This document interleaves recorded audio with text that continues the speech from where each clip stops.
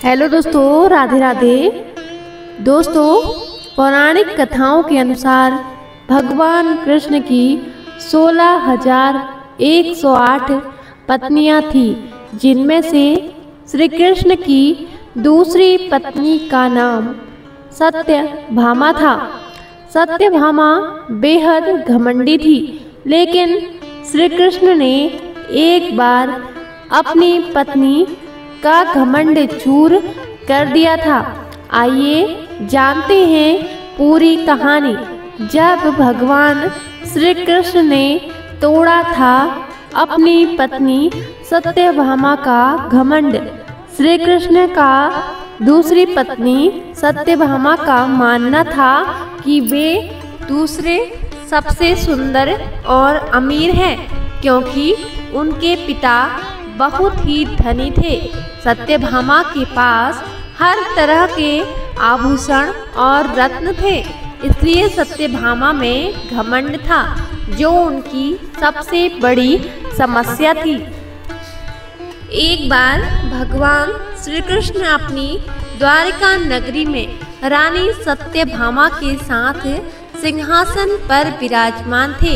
उनके साथ ही गरुड़ और सुदर्शन चक्र भी बैठे हुए थे।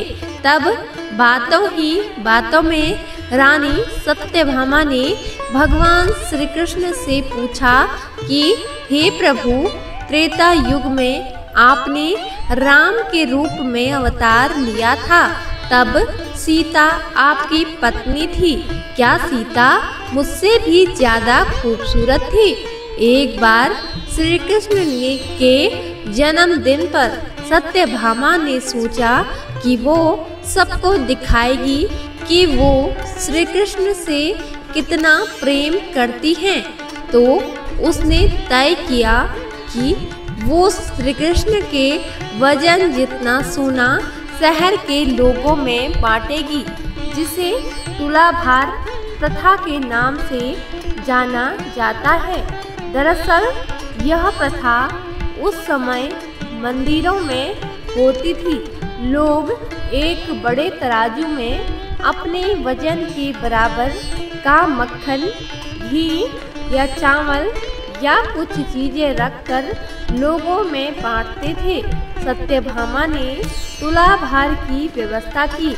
लोग बहुत प्रभावित हुए, लेकिन श्री कृष्ण पर इन बातों का कोई असर नहीं हुआ और वे जाकर तराजू की एक तरफ बैठ गए।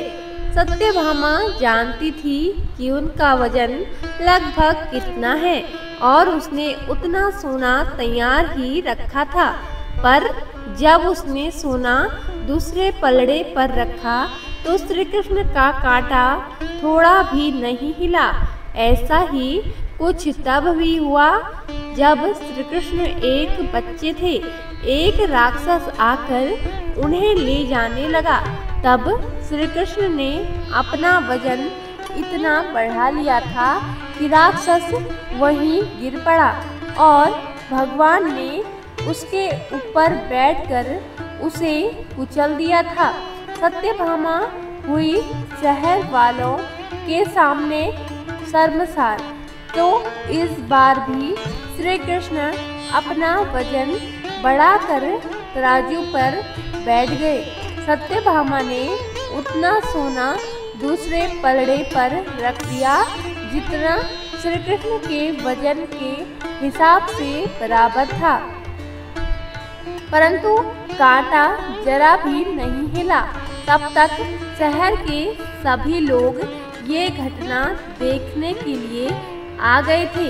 उसके बाद सत्यभामा ने अपने नौकरों से वो सभी गहने मंगवाए जो उसके पास थे।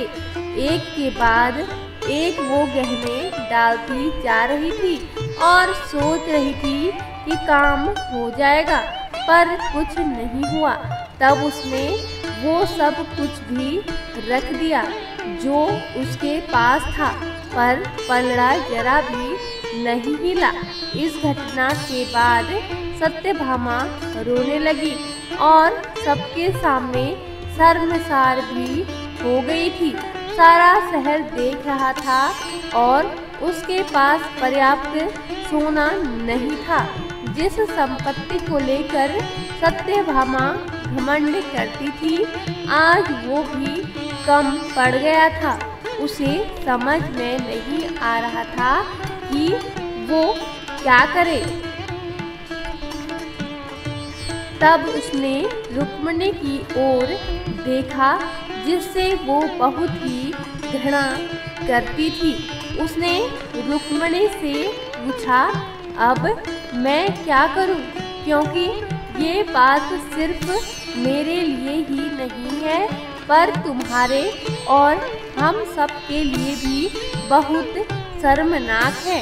तब रुक्मिणी बाहर गई और तुलसी के पौधे के 3 पत्ते उठा लाई।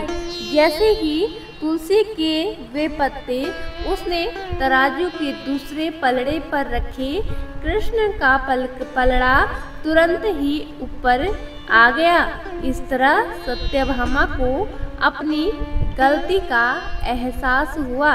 रुक्मिणी ने सत्यभामा को समझाया कि प्रेम और भक्ति में अहंकार नहीं होना चाहिए।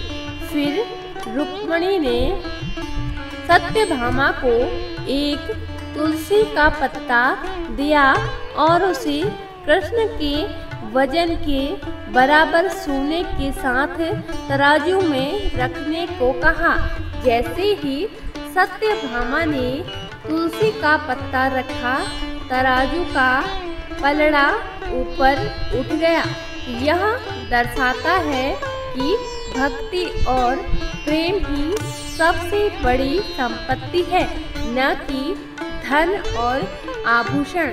इस घटना के माध्यम से श्री कृष्ण ने सत्यभामा को यह सिखाया कि अहंकार और दिखावा व्यर्थ है और सच्चा प्रेम और भक्ति ही सबसे महत्वपूर्ण है। हाँ, श्री कृष्ण ने सत्यभामा के अहंकार को तोड़ा था।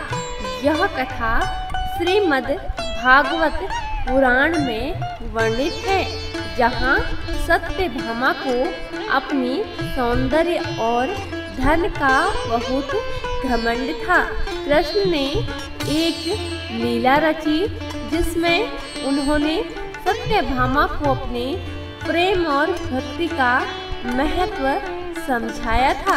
तो दोस्तों, आपको यह कथा कैसी लगी कमेंट करके ज़रूर बताएं और हमारे चैनल को सब्सक्राइब जरूर करें। धन्यवाद। जय श्री कृष्णा, जय माता दी।